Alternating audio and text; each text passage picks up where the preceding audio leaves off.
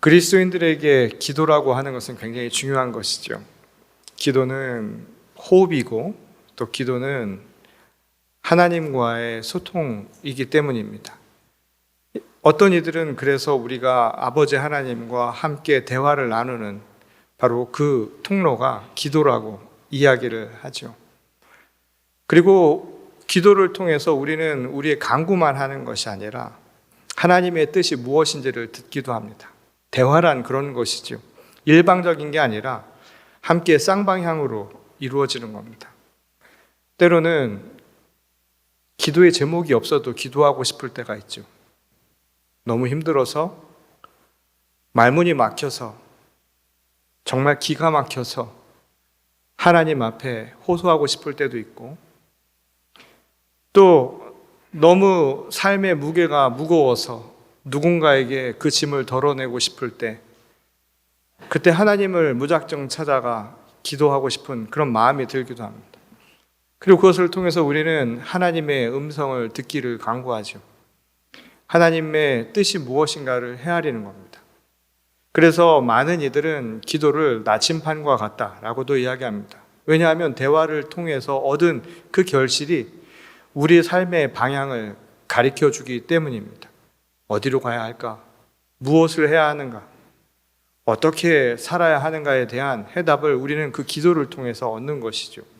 그것은 오늘 본문에 등장하는 유대 율법 학자들의 시대에도 크게 다르지 않았던 것으로 보이죠. 이 전통적으로 유대교의 랍비들은 자신의 제자들에게 간단하게 어떻게 기도하는지를 가르쳤다고 합니다.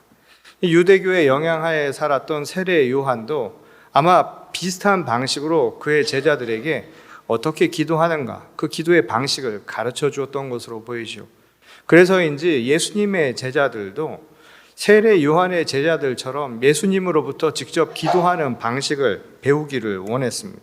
왜냐하면 기도가 하나님과의 관계를 확인하고 또 하나님과의 대화라고 이야기한다면 예수님으로부터 듣는 이야기만큼 더 정확한 것도 없기 때문입니다. 무엇보다 하나님의 아들이신 그분을 통해서 어떻게 기도하는가를 알게 된다면 하나님의 자녀가 되는 길, 그리고 우리 삶에 얼마나 큰 복이 임할 것인가, 아마 사람들은 그런 생각을 했음이 분명합니다. 그런 의미에서 오늘 제자들의 요청에 예수님도 이 흔쾌하게 어떻게 기도해야 하는지를 그들에게 알려주죠. 오늘 우리가 읽은 본문의 내용은 기도의 핵심, 그리고 기도란 무엇인가, 그리고 기도는 어떻게 해야 하는 것인가에 대한 예수님의 가르침을 전하는 부분입니다. 이 소위 누가복음판 주기도문이라고 알려져 있는 말씀인데요.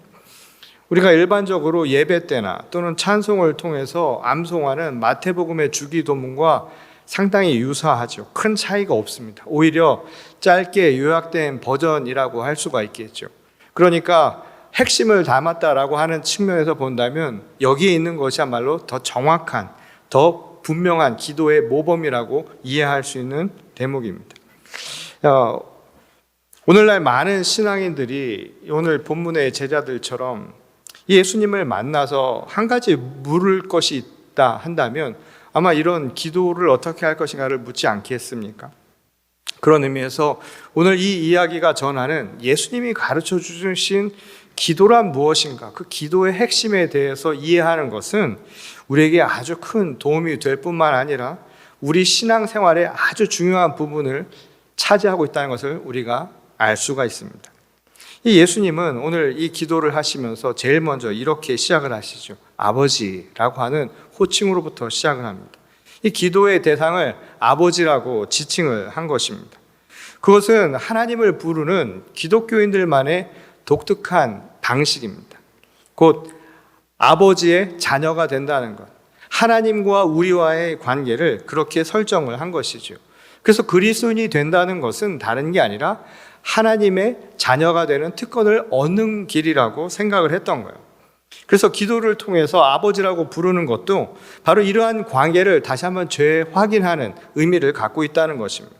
그래서 이것을 통해서 기도는 더 이상 이 알 수 없는 미지의 대상을 향해서 막연히 호소하는 게 아니게 된 것이죠.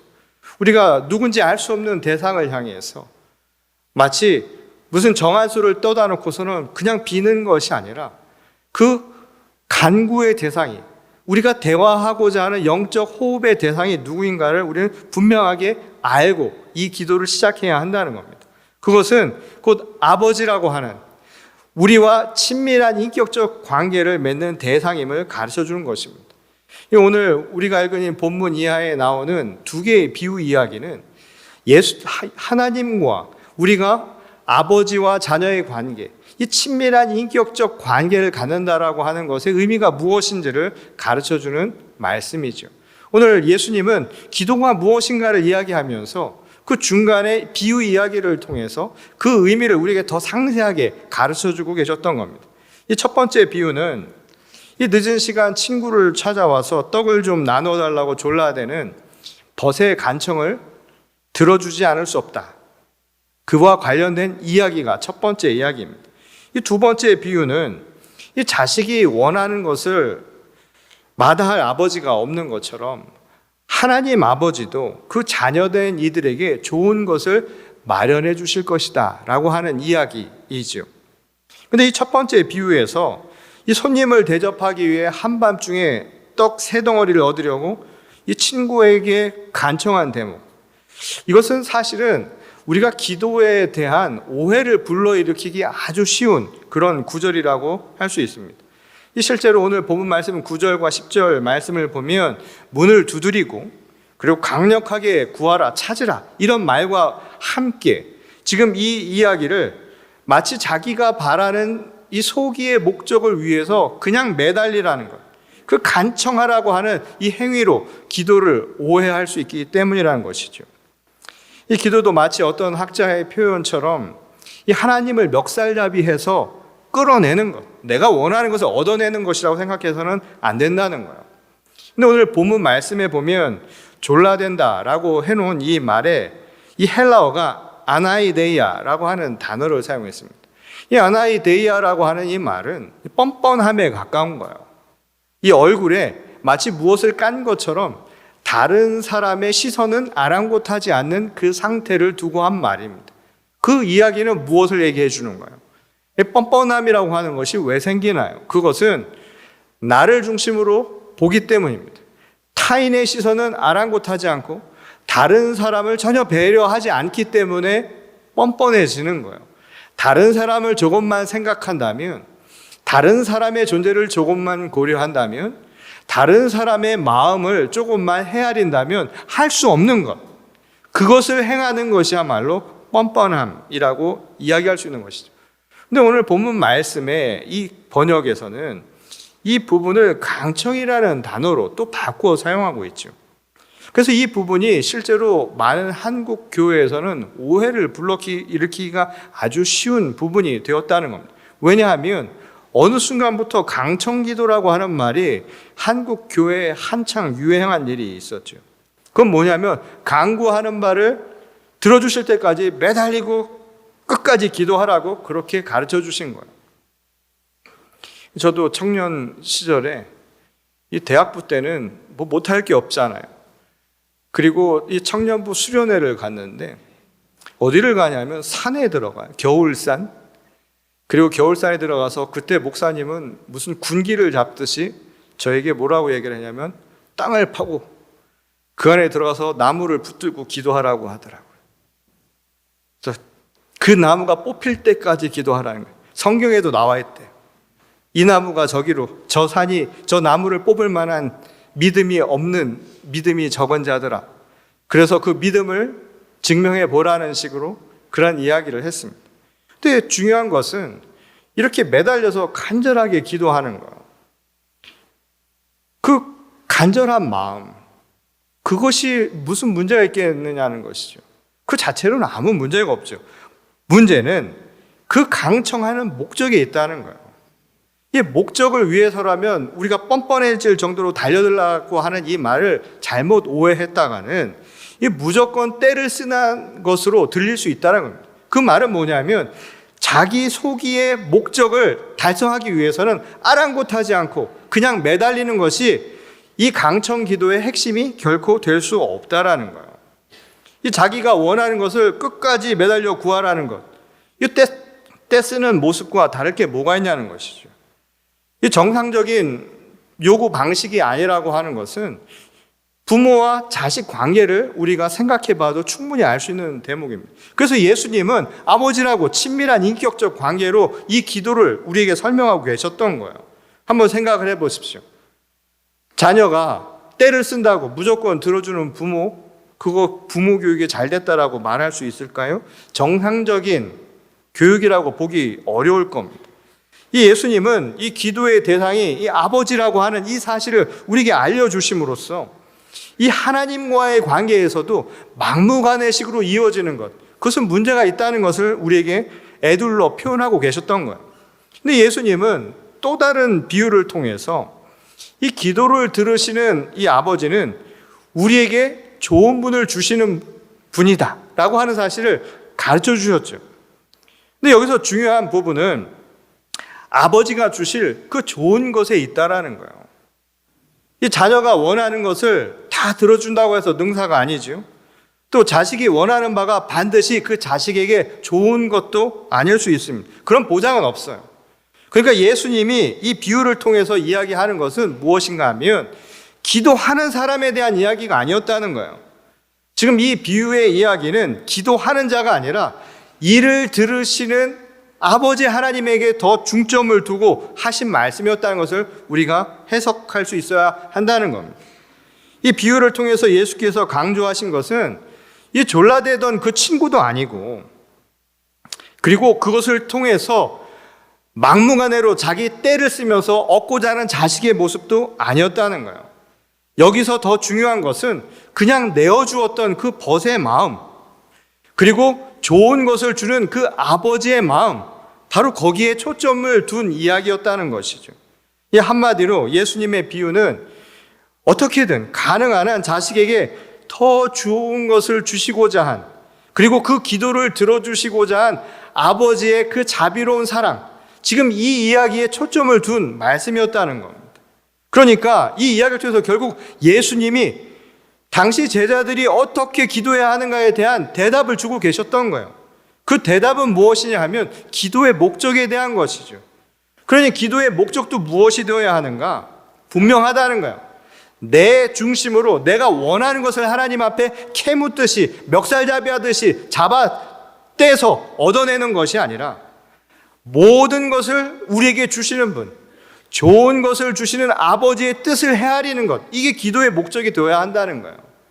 아버지가 우리에게 주실 좋은 것이 무엇인가를 깨닫게 해달라는 것, 이게 기도의 가장 중요한 포인트가 되어야 한다는 것을 이 비유의 말씀을 통해 가르쳐주고 계셨다는 겁니다. 이것이 바로 이 예수께서 이 제자들에게 기도하는 법을 말씀하시면서 제일 먼저 아버지라는 호칭을 사용하신 이유라는 거예요. 이 기도는 아낌없이 자녀들의 요청을 들어주시는 바로 이 아버지에 대한 이 친밀한 마음, 그 믿음이 없이는 불가능한 이야기 때문이라는 거예요. 아이들이 왜 졸라대나요? 확신이 없기 때문에 졸라대는 것 아닙니까? 확신이 있으면 졸라댈 필요도 없는 것 아니겠습니까? 아버지라고 부르는 이 말 한마디 안에는 하나님과 우리와의 관계, 그리고 왜 기도를 해야 하는가에 대한 분명한 목적이 이 호칭 안에 다 담겨져 있음을 가르쳐주는 말씀이죠. 그렇다면 이 실질적인 그런 기도의 내용은 어떤 것이 되어야 할까요? 예수님은 이미 믿음의 자녀들이 추구해야 할 이 삶의 궁극적인 목적과 방향을 이 마태복음 6장 33절을 통해서 이렇게 가르쳐 주셨죠. 그런즉 너희는 먼저 그의 나라와 그의 의를 구하라. 그리하면 이 모든 것을 너희에게 더하시리라. 지금 우리가 간구해야 할 것은 무엇인가 하면 하나님의 나라와 그의 의를 구하라는 거예요. 자, 하나님의 나라는 무엇인가요? 하나님의 나라는 하나님이 통치하시는 나라를 하나님의 나라라고 말해요. 하나님의 말씀이 모든 것의 기준이 되는 나라, 그게 바로 하나님의 나라가 되는 거예요. 그럼 하나님의 나라가 이 땅에 임하는 것, 곧 내게 임한다는 것은 바꿔 말하면 하나님의 말씀으로 내가 내 삶을 영위해 나가겠다. 다시 말해서 하나님을 내 삶의 통치자로 삼고 살겠다라는 신앙의 고백이라 해도 틀린 말이 아니라는 거예요. 이 요한복음 1장 12절에서는 이것을 이렇게 바꾸어 표현했죠. 영접하는 자, 곧 그 이름을 믿는 자들에게는 하나님의 자녀가 되는 권세를 주셨으니. 그러니까 이게 무엇을 의미하나요? 하나님의 나라를 구하는 것이 결국은 우리의 입장에서는 하나님을 영접하는 것입니다. 하나님을 영접하는 행위는 결국 하나님의 통치를 받아 살아가는 것이고 하나님의 말씀에 따라 사는 것이고 그것이 바로 하나님의 자녀가 되는 특권을 얻는 길이라는 거예요. 그래서 기도한다는 겁니다. 기본적으로 하나님과 나와의 관계를 회복하는 것이 기도의 핵심이고 그리고 하나님의 뜻을 구하는 것이 목적이라면 바로 여기서 중요한 것이 무엇인가? 이 말씀을 통해서 우리에게 명확하게 가르쳐주고 있는 것이죠. 내가 하나님을 영접하는 것, 하나님의 말씀을 따르겠노라 하는 내 신앙 고백이 바로 이 기도의 가장 근본적인 밑바탕이 되어야 한다는 것을 가르쳐주는 말씀이라는 거예요. 그 이후에야 아버지의 자녀로서, 내가 자녀로서 정당하게 아버지에게 요구할 수 있는 기도의 제목들이 생겨난다는 거예요. 그래서 오늘 이 누가복음의 주의 기도문은 우리가 어떻게 기도해야 하는가 구체적인 3가지 방식을 이야기하고 있죠. 첫 번째는 우리 일상의 삶에 관한 기도입니다. 곧 우리가 날마다 살아가는데 필요한 조건을 이야기한 거예요. 사람이 살아가는데 가장 근본적인 것을 이야기해 주는 것이죠. 그런데 이것에 대해서 좀 더 명확하게 이해를 하려면 이 출애굽 상황에서 이루어졌던 이스라엘 백성과의 관계, 그것들을 통해서 주신 하나님의 메시지를 살펴보면 이것이 무엇인가를 더 정확하게 알 수가 있습니다. 하나님은 이 광야 생활을 하는 동안 그들에게 날마다 생명의 양식을 주셨죠. 이 생명의 만나를 주셨습니다. 그것은 무엇을 의미해 주는가 하면 중요한 깨달음, 메시지를 얻기를 원하셨던 거예요. 그 하나는 아무것도 없는 광야에서 날마다 하나님의 도움으로 살아간다는 것을 깨달으라는 거예요. 그것은 우리 인생을 상징적으로 표현해 주지요. 우리는 하나님의 도움이 없이는 살아갈 수 없는 존재라는 거예요. 모든 도움이 어디서 오는가? 곧 천지를 지으신 하나님께로부터 온다는 사실을 잊지 말라는 거예요. 이게 바로 기도의 아주 중요한 부분이 되어야 한다는 것을 가르쳐주는 대목이랍니다. 이 다른 하나는 생명의 만나는 매일 주시는 것이잖아요. 그러니 내일 일은 내일 걱정하라고 하는 이야기는 아무 생각 없이 살라는 이야기가 아니라 오늘 주시는 그것에 만족하고 살라는 거예요. 왜냐? 내일은 또 다른 오늘이 되어서 하나님이 생명의 양식을 주실 것이니까. 이 말은 결국 먹는 이야기가 아니라 믿음에 대한 이야기라는 거예요. 내일이 있다라는 믿음을 가진 사람은 오늘 내일 걱정 안 한다는 것이죠.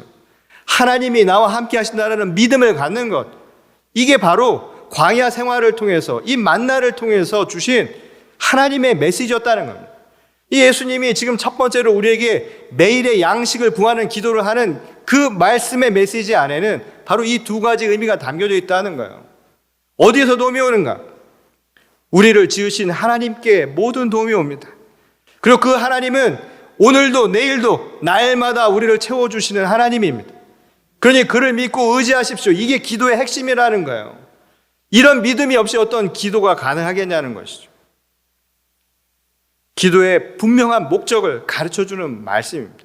그리고 이 말씀 안에는 그래서 하나님을 구하는 것이 우리에겐 가장 중요한 부분임을 가르쳐주는 거예요. 아버지를 구하는 것, 아버지가 우리에게는 기도의 핵심이라는 거예요. 대상이라는 거예요. 이건 사랑관계에서도 중요하죠. 사람을 대하는데 사람이 목적이 아니고 그 사람의 무언가가 되면 그 사람이 내 도구가 돼버리면 그 관계는 어색하고 불완전하고 건강한 관계가 안 될 수 있는 거 아닙니까? 아버지를 아버지로 생각하지 않고 아버지로부터 무엇을 얻을까를 생각하는 자식은 뭔가 잘못된 것 아닙니까? 기도를 행할 때 아버지가 목적이어야죠. 아버지가 목적이 아니라 아버지가 줄 그 무언가가 목적이 되면 아버지는 도구가 돼버리는 것 아니냐 이 말인 겁니다. 이것은 오늘날 우리 시대에 주는 메시지이기도 하지 않습니까? 사람이 사람을 목적으로 대하지 않고 사람이 사람을 도구로 대상으로 삼는 무시무시한 시대가 될 수도 있는 것 아닙니까? 오늘 근본적으로 기도의 핵심을 얘기해 주시는 거예요. 기도의 핵심은 하나님의 목적인 거예요. 하나님을 공하는 것, 그게 기도의 핵심이라는 겁니다. 기도의 분명한 목적을 혼돈하지 말라는 거예요. 이 두 번째는 과거의 죄와 허물에 대한 이 용서와 회개의 기도를 이야기하고 있습니다. 대화를 한다는 것은 마주보고 하는 것이죠. 대화는 쌍방향으로 이루어지는 것이죠. 등을 돌리고 하는 게 아니에요. 아버지를 떠나서 탕자가 되어 다시 돌아온 자식의 이야기를 여러분들은 잘 아실 겁니다. 회개의 이야기, 다시 아버지께로 돌아오는 이야기죠. 근데 그 이야기를 통해서 우리 삶을 한번 견주어 보십시오. 우리는 여전히 하나님을 등지고 살지는 않느냐고요. 아버지와 자식의 관계를 한번 생각해 보십시오. 아버지를 아버지라고 생각하지 않고 나에게 무엇을 주는 대상으로만 생각하는 이들. 그래서 생전가야 찾아가지도 않는 자식. 이 관계가 제대로 된 관계라고 말할 수 있습니까? 그래서 오늘 우리에게 이 말씀을 통해서 분명한 선행 조건을 이야기하는 거예요. 다시 돌아서라는 거예요.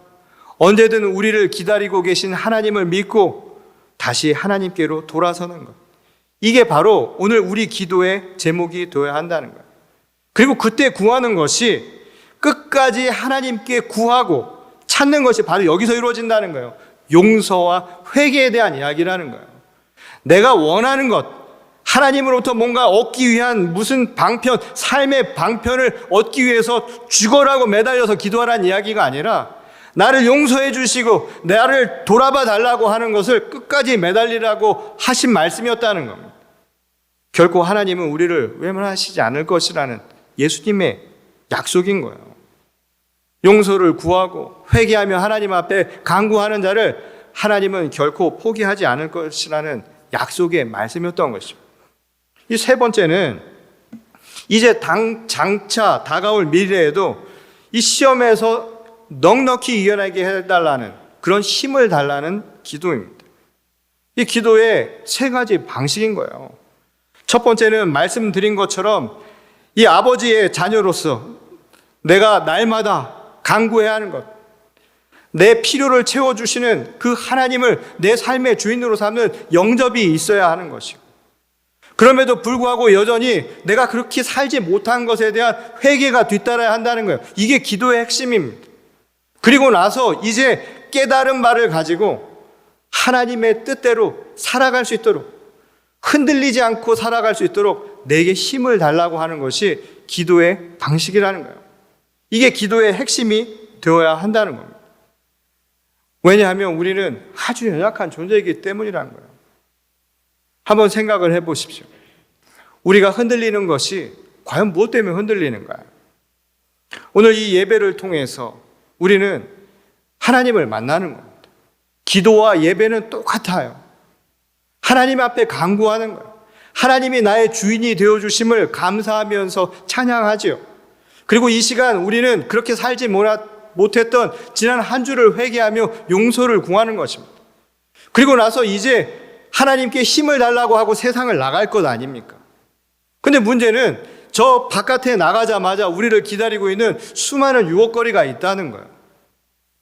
그 유혹거리는 무슨 큰 것 때문에 일어나는 게 아니라는 거예요.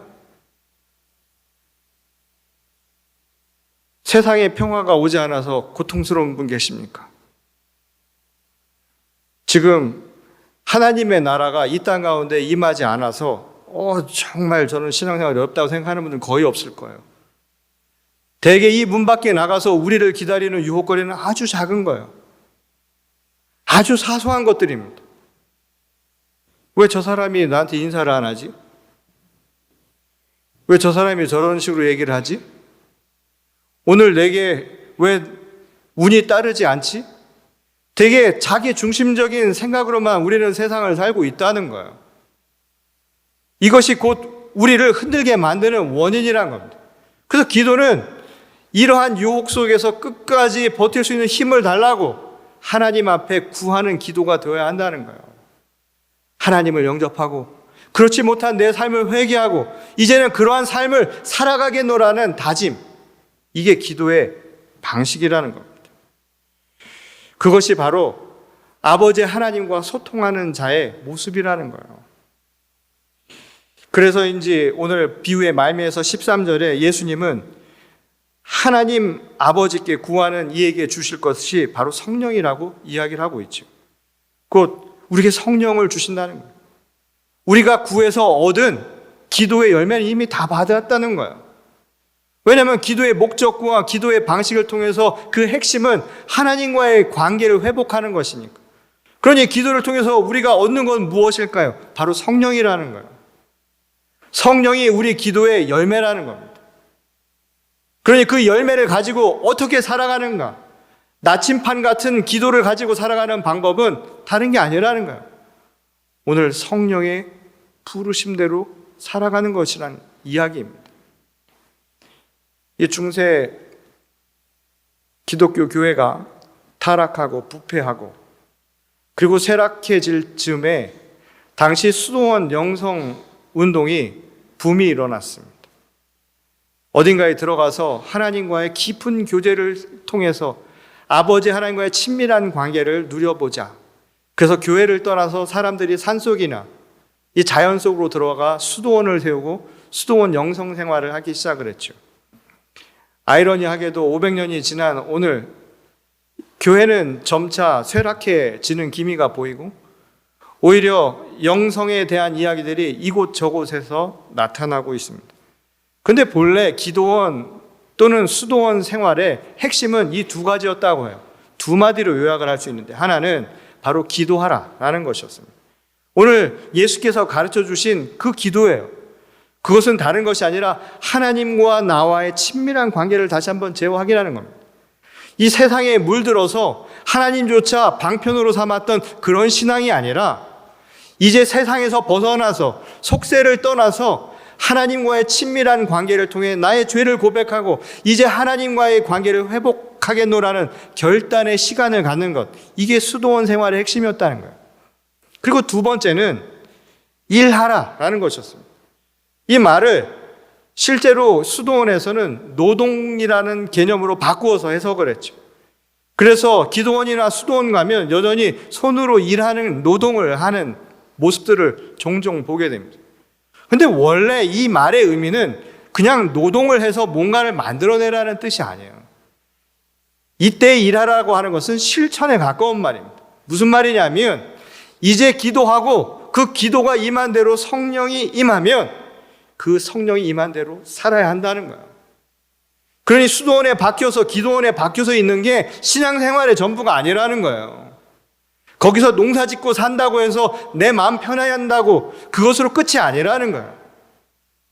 진짜 하나님의 영이 임하면 이제 다시 세상 가운데로 나와서 삶을 통해서 실천하면서 살 수 있어야 한다는 것입니다.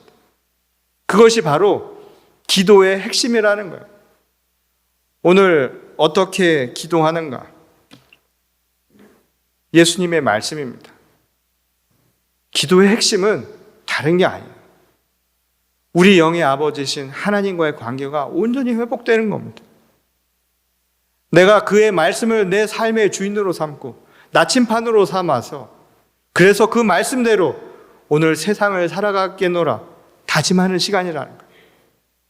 그리고 그것이 되지 않는 나의 죄를 하나님 앞에 고백하며 다시금 내게 힘을 달라고 오늘 그래서 간구하는 것입니다. 날마다 하나님께 간구하는 거예요. 하나님의 자녀로 살겠노라. 오늘 이 예배를 통해서 이 기도가 다시 일어날 수 있기를 바랍니다. 정말 강청이 일어나는 우리의 기도가 될 수 있기를 소원합니다. 오늘 이 시대에 많은 이들이 하루에 5분도 시간을 못 낸대. 자기 24시간 중에 5분, 10분도 내지 못하고 살아갑니다. 기도할 시간이 없어요.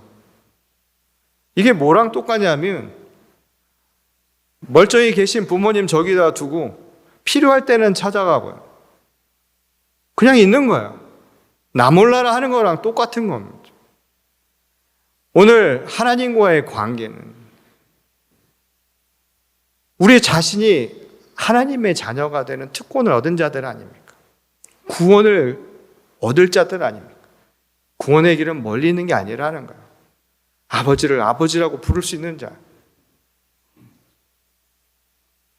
자기 것에 빠져서 아버지를 도구 삼는 것이 아니라 아버지가 목적이 되어서 그래서 날마다 아버지와 만나기를 간구하는 자. 오늘날 한국 교회와 모든 교회가 왜 이렇게 힘들어진다고 생각하십니까? 기도가 막혔어요. 성령이 임하는 것을 원하지 않는 시대를 살듯이 우리 서로 간의 소통이 막힌 시대를 살아가고 있습니다. 자기밖에 모르는 이 시대. 오늘 우리에게 주시는 이 말씀을 다시 한번 깨닫고 돌아가기를 원합니다. 오늘 하나님이 나의 구주이시오, 하나님이 나의 영의 아버지이심을 고백하며 오늘 날마다 주님과 기도하기에 힘쓰는 저와 여러분 모두가 될 수 있기를 주님의 이름으로 간절히 축원합니다. 우리 다 같이 기도하겠습니다. 아버지 하나님 감사를 드립니다. 오늘도 우리에게 주시는 말씀을 통해서 우리의 영과 우리의 육이 온전히 열리기를 원합니다. 하나님 깨어있게 하시고 하나님 앞에 날마다 기도하는 기도의 간구자들이 되게 하여 주시옵소서. 주님과 소통하기를 멈추지 않게 하시고 날마다 간청하며 하나님 앞에 회개하며 하나님의 놀라운 능력을 구하는 자들이 되게 하여 주시옵소서. 주님을 내 삶의 주인으로 고백하고 또한 주님의 말씀대로 살지 못한 우리의 죄짐을 주님 앞에 회개하며 이제는 하나님의 말씀대로 살겠노라. 우리의 신령한 모습들을 회복할 수 있도록 주께서 역사하시기를 다시 한번 간구합니다. 이 시간 성령이 임하여서 우리의 삶을 변화시켜 주시옵소서. 성령의 부르심에 응당 결단하고 따라가는 저희 모두가 되게 하실 줄 믿사오며 거룩하신 우리 주 예수 그리스도의 이름으로 간절히 기도드렸습니다. 아멘.